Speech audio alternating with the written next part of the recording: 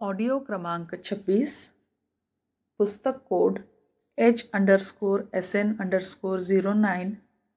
पुस्तक का नाम समाज की अभिनव रचना, लेखक पंडित श्रीराम शर्मा आचार्य। अनंत वत्सला नारी और उसकी महत्ता। विश्व कवि रविंद्रनाथ टैगोर ने कहा है, पवित्र नारी सृष्टि की सर्वोत्तम कृति है। सृष्टि में वात्सल्य, स्नेह, ममत्व, प्रेम की अमृत धाराएं नारी हृदय से निकलकर इस संसार को अमृत दान कर रही हैं। कवि रस्किन ने कहा है, माता का हृदय एक स्नेहपूर्ण निर्झर है जो सृष्टि के आदि से अनवरत झरता हुआ मानवता का सिंचन कर रहा है। मातृदेवो भव कहकर उपनिषद के ऋषि ने माता के लिए लोकोत्तर सम्मान प्रदान किया है। सचमुच साधारण प्राणियों से भरी इस धरती पर माता का हृदय एक दैवी विभूति ही है। माता धरित्री जननी दयार्द्र हृदया शिवा, देवी त्रिभुवन श्रेष्ठा निर्दोषा सर्व दुःखहा। आराधनीया परमा दया, शांति क्षमा धृति, स्वाहा स्वधा च गौरी च पद्मा च विजया जया। भगवान वेदव्यास जी ने नारी को उक्त 21 नामों से संबोधित करते हुए गुणगान किया है और फिर आगे कहा है, नास्ति गंगा समम तीर्थे, नास्ति विष्णु समो प्रभुः, नास्ति शंभु समो पूज्यो, नास्ति मातृ समो गुरु। गंगा के समान कोई तीर्थ नहीं, विष्णु के समान कोई प्रभु नहीं और शिव के समान कोई पूजनीय नहीं, तथा वात्सल्य स्तोत्र सुनी मातृ हृदया नारी के बराबर कोई गुरु नहीं जो इस लोक और परलोक में कल्याण का मार्ग प्रशस्त करे। ब्रह्मा इस संसार की रचना करते हैं और विष्णु इसका धारण, पोषण, संवर्धन करते हैं। इस सूक्ष्म आध्यात्मिक रहस्य को यदि स्थूल रूप से कहीं देखना हो तो उसकी झांकी माता को देखकर की जा सकती है। ब्रह्मा और विष्णु की दैवी शक्तियां इस धरा पर नारी के मात्र रूप में अपना कार्य कर रही हैं।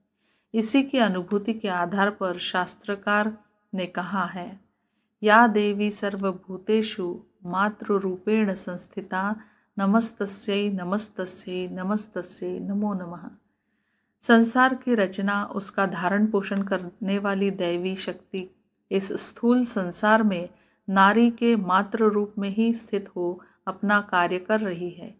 इसलिए इस मातृ रूपा नारी को हम बार बार नमन करते हैं। इस तथ्य को एक दृष्टा मनीषी ने कहा है, ईश्वर के पश्चात हम सर्वाधिक ऋणी नारी के हैं। प्रथम तो जीवन के लिए, पुनश्च इसे जीवने योग्य बनाने के लिए।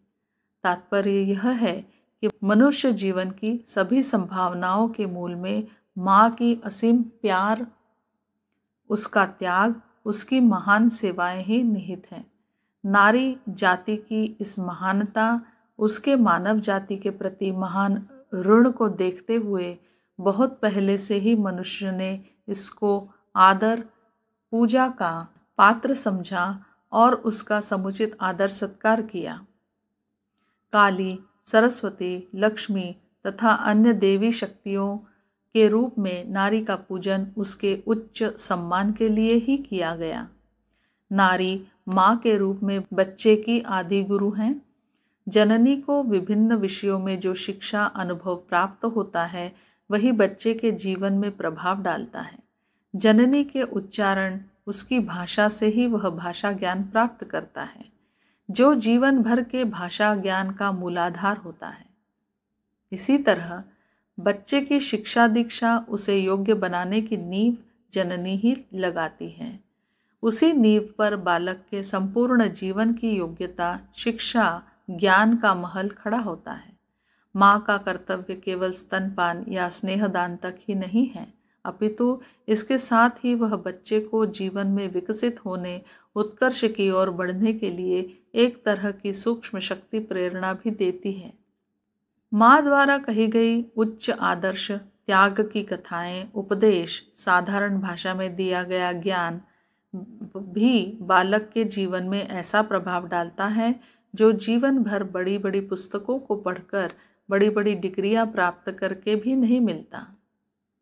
माँ द्वारा प्रदत्त प्रारंभिक ज्ञान प्रेरणा को पाकर ही बालक आगे चलकर प्रकृत ज्ञान का अधिकारी होता है। बच्चे के प्रति माता का स्नेह उसकी ममता दयामय परमात्मा का प्रकाश है।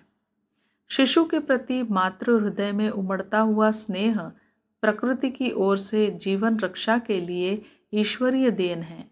यह स्नेह माता सहज ही जननी को बालक के पालन पोषण के लिए प्रयत्न पूर्वक लगाती है। ऋषियों ने मातृ हृदया नारी का मातृ ऋण मानव जाति पर सबसे बड़ा ऋण माना है। उन्होंने नारी को समाज में सम्माननीय पूजनीय स्थान देकर उसका आदर सत्कार करके मातृ ऋण चुकाया और इसी तरह का आदेश अपनी भावी संतानों को भी दिया। नारी के प्रतिष्ठा गौरव को चिरजीवित रखने के लिए सभी धर्म ग्रंथों में स्थान है। मातुश्च यद्वितं किंचित कुरुते भक्तिनः पुमान् तद्धर्म ही विजानीया देवम धर्म विदो विदुः। मातृशक्ति की भलाई के लिए पुरुष भक्ति पूर्वक जो कुछ भी कर्म करता है वही उसका धर्म है। गृहस्थ व्यक्ति की बड़ी तपस्या इसी में है कि वह नारी जाति की सेवा उसमें दैवी शक्ति के दर्शन करके करे। भारतीय संस्कृति में नारी के प्रति यह केवल शाब्दिक प्रदर्शन मात्र नहीं है, वरन पद पद पर इसमें व्यावहारिकता की छाप है। इसमें कोई संदेह नहीं कि नारी जाति के महान उपकारों को स्वीकार कर भारतीय जन समाज ने मातृ जाति को यथोचित पूजा और उसका सत्कार किया और समाज में उच्च स्थान दिया, जिसके फलस्वरूप नारी के हृदय में सहज स्नेह वात्सल्य ममत्व की त्रिवेणी भारत भूमि में बह निकली, जिसका पान कर भारतीय जीवन अजर अमर हो गया। भारतवासियों ने लौकिक और पारलौकिक जीवन में भारी प्रगति की, इतिहास इसका साक्षी है। पत्नी पुत्री और भगिनी के रूप में मातृत्व हमारे चारों ओर बिखरा पड़ा है। यह श्रद्धा एवं पूजा के योग्य है। देवत्व की इस प्रत्यक्ष प्रतिमा की गौरवपूर्ण प्रतिष्ठा निरंतर अभिनंदनीय है। इस रहस्य को मनुष्य जब तक समझता रहा अपने देवत्व को स्थिर रख सका। अब जबकि उसने नारी को वासना कामुकता की तृप्ति का साधन बनाना आरंभ किया, क्रीत दासी के समान अपने पाश्विक बंधनों में जकड़कर निरीह बनाने, मनमाने अत्याचार करने और अपनी संपत्ति मात्र मानने का दृष्टिकोण बनाया है, तो फिर पुरुष पुरुष नहीं रहा। उसका तप तेज चला गया और वह एक क्षुद्र प्राणी के समान अपने गौरव से पतित होकर निम्न श्रेणी का जीवन यापन कर रहा है। इस पृथ्वी पर दैवी तत्व का एकमात्र प्रतीक मातृत्व है। उसके प्रति उच्च कोटि की श्रद्धा रखे बिना देवत्व की पूजा एवं साधना नहीं हो सकती और इसके अभाव में पुरुष को देवत्व से वंचित रहना पड़ेगा। नारी कामधेनु है। जब उसे हम मातृबुद्धि से देखते हैं तो वह हमें देवत्व प्रदान करती है, पर जब उसे वासना संपत्ति दासी की दृष्टि से देखा जाता है तो वह हमारे लिए अभिशाप बन जाती है। न जाने हमारी दुर्बुद्धि कब टलेगी, न जाने कब हम नारी की दिव्य शक्ति को पहचान कर उसके चरणों में श्रद्धा के आंसू चढ़ाना सीखेंगे। न जाने इस अभाव के कारण हमें कब तक देवत्व से वंचित रहना पड़ेगा।